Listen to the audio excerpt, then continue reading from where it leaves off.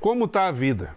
Até dias atrás, sempre que me perguntavam como está a vida, eu respondia com aquela expressão bem frequente, na correria. Essa semana vi uma imagem de um lambe-lambe colado em um post que dizia assim: "E aí, como está a vida?" A resposta era: 1000 projetos, trabalho demais, correria. E o retorno: sei, mas e a vida? Foi como se eu tivesse levado um tapa na cara. Esse é um trecho da crônica Como Tá a Vida, parte da coletânea de crônicas Ansiosos. Dirija-se a este guichê, obra recentemente lançada aqui em Caxias do Sul, pelo nosso querido amigo e ex-estagiário da TV Câmara, Gustavo Tamanho Martins, que agora retorna na condição de entrevistado. Gustavinho, uma honra tê-lo conosco aqui. Oi, Fábio, muito obrigado pelo convite e uma honra estar aqui mais uma vez no Café com Letras. Gustavo, tu tens lançado mão de uma sequência de livros e eu tenho a oportunidade de te acompanhar porque teu primeiro estágio no jornalismo foi aqui na nossa TV Câmara, depois tu te formaste, agora vem seguindo carreira já profissional, mas sempre lançando mão de alguns livros e agora já num tema que se propõe a ter uma unidade, ou seja, o livro é exatamente sobre ansiedade de fora a fora, todas as crônicas. Antes era uma coletânea que não se fechava ou às vezes uma história, eu vou tentar arriscar, mas eu não lembro exatamente todos os gêneros, mas às vezes um conto longo, alguma coisa do tipo, se eu não estou enganado, e tu participaste até de alguns concursos com essas obras. Como funcionou essa proposta, inclusive que começa a partir de uma inscrição no edital de uma editora de Belém do Pará, editora Folheando? Isso aí, então, exatamente como tu comentou, né, foi de uma forma despretensiosa, como é a crônica, que eu vi que tinha aberto um processo seletivo da editora Folheando de Belém do Pará, que estavam recebendo obras de autores, e daí eu disse, tô com alguns textos ali, alguns publicados só no blog mesmo, e eu percebi que eu tinha como tu comentou, os meus livros anteriores não tinham uma temática mais específica, né, eram vários temas e assuntos, e eu disse, olha, um tema recorrente nos meus textos é a própria ansiedade, né, tanto por ser um ansioso, digamos assim, e também por perceber que a geração está cada vez mais ansiosa, né? Ver as crianças e os jovens estão cada vez mais apressados, mais ansiosos, né? Acelerados. E eu disse, olha, é um tema que eu acho que vai render, né? Que vai render vários textos, como esses que eu tinha, e que as pessoas vão, de repente, se identificar muito, que é o que eu estou já recebendo. E a partir disso, então, eu disse, vou reunir esses textos, e então me inscrevi na editora Folheando, no processo seletivo, e fui selecionado, então, o meu livro de crônicas, então eu disse, vamos lá, né? Então, saiu esse livro aí, até a capa, bem é uma autocrítica, eu e o próprio designer da editora ficamos conversando sobre o que poderia ser, né? Porque o livro é uma própria autocrítica, né, a nós mesmos, porque estamos cada vez mais ansiosos e acelerados e às vezes perdemos o feeling do agora, né? Às vezes a gente está com a cabeça lá na frente e esquece de aproveitar o presente. Então, eu acho que foi bem nesse caminho aí que surgiu esse livro. Eu gostaria desse gancho, porque um dos grandes desafios, sobretudo de quem ainda tem aquele receio, eu escrevi alguns textos e vou para coletâneas, mas ainda tenho medo de lançar o meu próprio livro. Tu conseguiste aqui participar de uma seleção, dentro do que é possível divulgar. Essa editora que seleciona, ela custeia a edição, já era obrigatório mostrar publicações anteriores, como que funcionou isso? Não, a editora foi bem aberta e bem interessante, que eu conheci a editora, inclusive, por uma prof minha, né, que ela, inclusive, ganhou o Vivita Cartier com essa editora. Então, eu disse, aí que eu percebi que essa editora era uma editora bem bacana. E realmente eles custearam então toda a publicação do livro, porque os meus 3 anteriores foi ali, né, o primeiro surgiu para o meu pai que queria publicar e ele teve que pagar na marra, né? E os outros 2 também, então foi publicação, consegui alguns patrocínios, mas esse não, esse foi a editora mesmo que custeou, então é uma forma também dos escritores, dos autores locais que às vezes estão ali, né, não tem como publicar o seu livro, enfim, não acha uma forma, é uma forma também dessas editoras que abrem para seletivo e tem esse meio, né, de publicar e financiar. Essas tuas primeiras explanações, elas meio que costuram a parte de entrada do livro. Ele tem aqui uma contracapa que, de certo modo, retoma o texto de apresentação. E assim como tu falaste da arte da própria capa do livro, eu gostaria de fazer uma costura entre a capa e esta crônica, Como Tá a Vida, que a propósito foi a que eu utilizei para a abertura. Nesse jogo de perguntas e respostas, quando tu escreves aqui, foi como se eu tivesse levado um tapa na cara, e aqui esse jogo de constrangimento e ansiedade faz com que haja uma tarja na boca dessa pessoa. No final das contas, não é alguém a calando, é ela mesma se calando. E esse tapa na cara é uma pessoa que tem resposta para tudo, mas não sabe o sentido daquilo que ela está respondendo. Eu gostaria que tu ampliasses um pouco disso, porque aí demonstra o seguinte: eu não tenho tempo para nada, eu estou muito ocupado. Sim, mas qual é o sentido desse meu tempo, então? Realmente, o ansioso, eu acho que o maior vilão do ansioso é ele mesmo, né? Porque a gente costuma chamar de gatilhos, gatilhos. O ansioso tem muitos gatilhos que às vezes podem surgir, né? Muitas dessas percepções aí, por exemplo, falar em público pode às vezes gerar alguma questão, um nervosismo ou ficar mais ansioso. E essa questão aí da autocobrança, eu acho que a autocobrança é um dos gatilhos principais da ansiedade, de que o ansioso, ele mesmo se cobra, né? Então, eu acho que às vezes esse do se calar, às vezes também é dessa questão de se cobrar muito, de se comparar com o outro, porque a grama do vizinho é sempre mais verde, né? E geralmente, as redes sociais impulsionam muito isso, né? A vida perfeita das redes sociais. Opa, o fulano viajou e eu não viajei. O fulano foi pra praia e eu não fui, né? Então, eu acho que isso também gera muita ansiedade, né? De às vezes querer se comparar com o outro e não perceber que cada um tem o seu próprio tempo, né? Então, cada um tem o seu tempo de maturação, digamos assim, de ter a maturidade, e não tem um tempo certo, um tempo certo para me formar, um tempo certo para casar, e as pessoas às vezes rotulam muito e daí acaba gerando mais cobranças, às vezes de si próprio, né? E voltando ao assunto, então, de que nós mesmos somos os nossos próprios, às vezes, vilões, né? Eu costumo dizer que às vezes nós tem que cuidar que às vezes as nossas bombas são bombas internas e às vezes a gente pode explodir, né? Então a gente pode explodir e às vezes quem está do lado pode explodir junto. Então é um cuidado de estar ali, né? Um cuidado de estar controlando, acho que as próprias emoções, né? Os próprios sentimentos ali, para que não entre às vezes em erupção ali, às vezes dá um pane no sistema, né? Que nós mesmos que estamos ali querendo, né, nos controlar, e às vezes não é o que acontece. Quando tu citas a rede social, a propósito disso, a rede social, ela, de certo modo, exacerba um comportamento que já existe fora dela. Mas o sujeito desenvolve um estereótipo de tal forma como ele quer ser visto.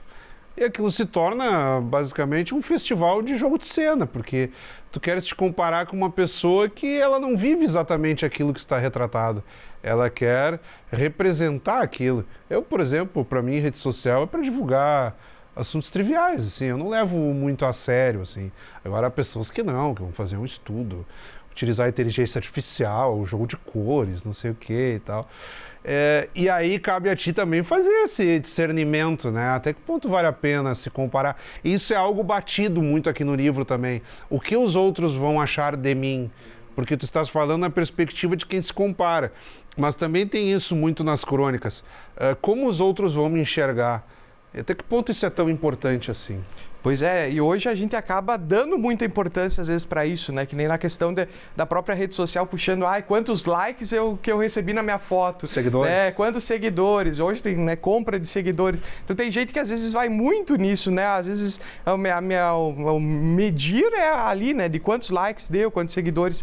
E as pessoas às vezes vão muito por isso e acabam adoecendo, às vezes por estar se medindo a outra régua, né? A régua do outro, né? Então às vezes a gente não pode estar se medindo com a régua do outro nesse sentido. E também justamente dessa questão de se comparar. Então, a comparação gera muitas vezes a autocobrança de, opa, eu querer estar dentro daquele padrão. E até trago numa crônica ali, às vezes as pessoas vão no restaurante, por exemplo, elas ficam muito mais vendo o enquadramento do prato, se fica bom de cima, de baixo, do que degustando mesmo a comida, né? Às vezes a comida esfriou de tanto tempo que a pessoa ficou lá para fazer uma foto da comida, né? Então, às vezes, em vez dela querer degustar a comida, aproveitar aquele momento, ela vai estar lá para como fica melhor que meus seguidores vão ver aquele momento, né? Como vai ficar um story mais bonito, enfim.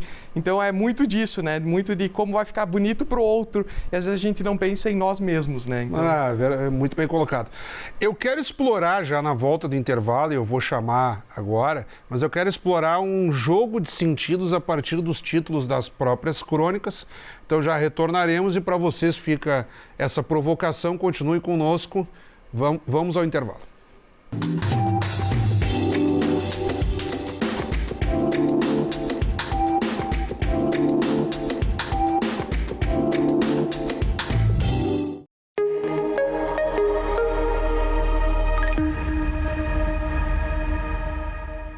Você sabia que, além de salvar vidas, os doadores de sangue têm direito a outros benefícios?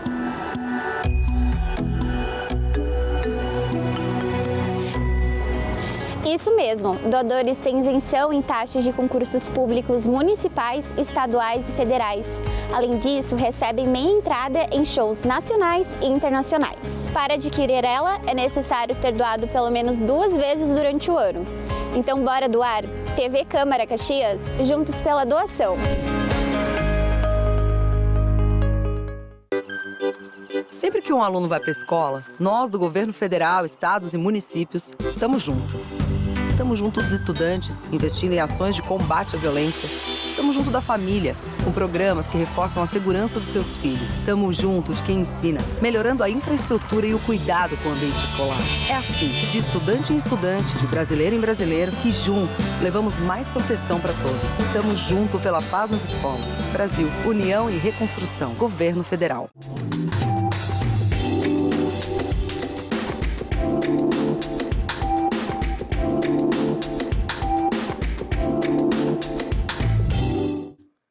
Estamos de volta hoje recebendo o jornalista e escritor Gustavo Tamanho Martins com a obra Ansiosos, Dirijam-se a este guichê. Na abordagem da obra em si, Gustavo, nós temos o que poderíamos chamar de aforismos ou máximas.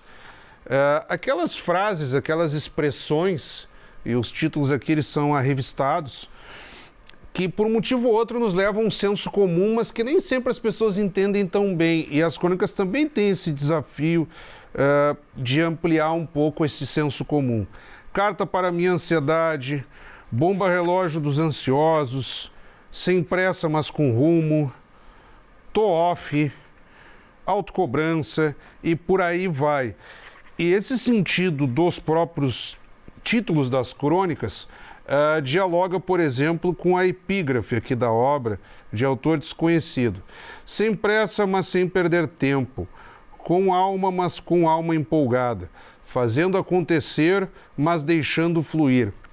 Há esse jogo de sentido, mas ele não é à toa. E eu gostaria que tu explicasse, não sei se tu te deste conta disso, mas há uma certa costura já a partir dos títulos das crônicas. E depois com a leitura, claro, aí fecha a lógica. Ótimo, sim, e realmente é um chamariz, eu diria assim, né? Eu utilizo quase sempre expressões bem conhecidas e às vezes, né, até chavões e questões para que a pessoa, né, às vezes vai chamar a pessoa para ir para a crônica. E justamente também eu dividi um livro em, digamos, 4 capítulos pequenos, né? Ansiedade crônica, crônicas ansiosas, silêncio barulhento, no corre da vida e gentilezas e sutilezas. Também justamente para fazer essa divisão, né? A ansiedade permeia todos os assuntos, mas principalmente essa pressa, esse acelerar, né? Que é o que a gente estava acostumando falar antes, justamente que nós estamos num mundo, acho, acelerado e barulhento, né? Então, acho que essa questão da pressa e do silêncio também permeia muitos textos do livro, no sentido de querer fazer com que a gente não pode deixar a ansiedade, né? Eu trago de um ponto de vista de um ansioso, né? Não trago de um ponto de vista de um especialista, de um terapeuta, que poderia ser, às vezes, dar dicas de como controlar a ansiedade. Eu trago do ponto de vista do como o ansioso, constatação. Né? Exato, como o ansioso realmente está ali, né, percebendo e vivendo a sua ansiedade. E como eu disse antes, a ansiedade não é uma coisa que hoje eu quero levar ou não. Eu vou sair de casa, eu deixo ela lá escondida no meu quarto e saio. E eu até brinco no texto da apresentação, a bichana, ela se arruma e sai antes do que eu, né? E a ansiedade, justamente, ela está pensando lá na frente, e é justamente por isso. Então, a ansiedade é essa pressa. E eu acho que também um pouco da culpa que nós nos damos quando a gente desacelera, que a gente tem que estar produzindo o tempo todo, a toda hora. Né? E quando quase a gente... que aleatoriamente, muitas vezes. Exato. E aí, quando a gente se pega ou se permite descansar ou desacelerar, às vezes eu vou tentar ficar offline, né? Que a gente diz, ou desativar as notificações. A gente às vezes fica se culpando, eu não deveria estar, né? Eu deveria estar lá produzindo, deveria estar lá escrevendo, deveria estar trabalhando, ou sempre em produção, né? E a gente às vezes se compara muito como uma máquina, né? De estar ali aquela engrenagem o tempo todo se movendo e que não pode parar a nenhum momento, né? Só que esse é um agravante que, se a gente continua sempre, pode ser que chega uma hora que dá um pane, né? Dá um pane na máquina, dá um bug no sistema, né? Então, eu acho que a gente precisa robotizar menos, né, a nossa vida, no sentido que é o que eu tento trazer aqui, de tentar aproveitar o agora, porque a ansiedade, a gente está com a cabeça muito no futuro, é um excesso de futuro, mas também de ressignificar a ansiedade. Eu até brinco aqui num texto de ter a ansiedade como uma inquilina, porque ela mora com a gente, mas que ela está lá, uma inquilina gente boa, que está lá às vezes para dar um conselho, para ela dizer, vai com calma, às vezes para botar mais o pé no chão, né? Que a gente pode, às vezes, e o ansioso, ele tem essa questão de estar sempre se planejando. Tem o plano A, o plano B e por aí fora, né? Dessa percepção, não se tornar aquele cara, tanto faz e tal. Exato, quase isso. que inconsequente. Isso, assim. A gente está sempre meio que pensando no próximo passo, e isso às vezes se acelera muito e a gente acaba adoecendo, né? Então, a gente está aqui presente no agora, mas está lá pensando o que vai fazer depois, amanhã, hoje de noite, e está sempre com o pensamento a mil, né? Então, e eu acho que as crianças e os jovens já estão crescendo com esse pensamento acelerado. Tanto a gente pode ver tanto de transtornos e distúrbios, enfim, que vão surgindo justamente por essa aceleração, né? Eu volto a repetir que o mundo está acelerado e barulhento, né? E quando nós nos permitimos dar uma desacelerada e às vezes ficar em silêncio, a gente mesmo se culpa, né? Eu não deveria estar, eu deveria estar online, eu deveria estar ocupado, fazendo alguma coisa, né? Então a ansiedade surge muito disso, né? Tu fizeste uma distinção no teu comentário, ainda que nós dois não sejamos psicólogos, ou longe disso, mas uma preocupação de não entrar, digamos assim, no componente mais científico da ansiedade ou da patologia, enfim. Porque há o ansioso patológico, vai precisar de medicação, de um tratamento específico, e há o sujeito que é influenciado muito por esse contexto que tu abordas muito bem, e aí ele precisa realmente, talvez, trocar hábitos, não chega a ser algo patológico. Tu te dedicaste também a tentar se apropriar um pouco disso, ainda que não coloque de forma escancarada no livro, porque nem é a proposta do livro, mas talvez também entender para daí abordar a ansiedade mais próxima do que de fato acontece para as pessoas de modo geral? Exato, e eu tenho recebido muitos feedbacks de pessoas também ansiosas, que né? Tem esse quadro. Isso, esse quadro de ansiedade, e justamente eles me disseram, tem muitas dicas, e como eu falei, eu não trago de um ponto de vista terapêutico, enfim, ou técnico mesmo, né? Mas eu trago de um ponto de vista de um ansioso que está ali tentando entender e ressignificar a ansiedade de uma forma de conviver bem com ela, né? E eu trago muitas vezes algumas questões que podem auxiliar auxiliar, né? Que nem eu falei antes da notificação desativada. É uma coisa que eu mesmo aderi e me ajudou muito. Então, eu desativei as notificações, eu não recebo quando alguém curte alguma coisa, eu não recebo no meu celular. Já é uma forma de eu tentar um pouco evitar aquilo. Senão eu ia abrir a rede social, já ia entrar no avalanche de novo, na engrenagem. Sim, isso é um negócio que eu paro para pensar também, e tu tocas bem. Até que ponto aqueles desbloqueios de tela, eles são úteis? Uhum. O sujeito parece que consome o tempo ali desbloqueando, mas não sabe nem o que está fazendo exatamente. Né? Exato, é bem... Então, são chamarizes que levam nós a sermos ainda mais apressados, né? Então, se eu recebo uma mensagem, às vezes não vejo na hora, né? Não estou ali, mas de repente eu posso depois dar mais atenção. Então, às vezes são questões do ansioso tentando se remodelar, mas que podem ajudar outros ansiosos, né? E que nem eu falei, como é um ponto de vista do ansioso, as pessoas precisam procurar uma forma de como cada caso é um caso e não tem uma receita de bolo. De domar isso, digamos assim. De domar. Então, que nem até a minha forma de domar mesmo é a escrita. Então, eu acho que esses textos não é à toa que eu escrevo sobre ansiedade, que é uma forma de eu domar a minha ansiedade, de conviver bem com ela escrevendo. Que eu digo que a minha escrita é a minha terapia, né? Então, a minha terapia ali... Quando eu escrevo, eu sinto que eu saio mais leve. Né? Que nem a Clarice Lispector diz, ela disse, as palavras não podem ficar entaladas, ou falar ou escrever. E se nós deixarmos entaladas, a gente acaba se sufocando. Então, como às vezes eu não falo muito verbalmente, enfim, tenho essa dificuldade também de desabafar falando, eu acho que a escrita funcionou muito bem de uma forma de eu contar ao mundo ou colocar para fora o que eu sinto, o que eu penso. E por isso, depois de eu escrevi um texto, eu saio mais leve, sinto que estou melhor, né? Eu acho que também é uma forma, então, que eu encontrei de domar a minha ansiedade. Nós temos um pouco menos de 1 minuto para o encerramento do programa, propriamente dito. Gustavo, se tu quiseres aproveitar esses últimos segundos aí para as tuas considerações ou anunciar alguma atividade relacionada ao livro, temos aí a própria Feira do Livro já coincidindo aí com o nosso bate-papo praticamente. Então, espaço para ti. Então, eu agradeço, né, o espaço aqui para falar então do meu novo livro, agradeço muito, estarei na Feira do Livro, né, fazendo sessão de autógrafos e também um bate-papo sobre crônicas, né?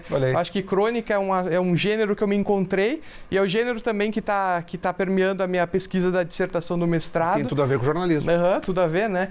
Então a crônica é bem ali, e o livro acho que surgiu de uma forma bem despretensiosa e, que nem eu falei, a escrita é uma forma de eu mostrar ao mundo e jogar o mundo que eu estou pensando, sentindo e também, de repente, seja uma forma das pessoas se identificarem, né?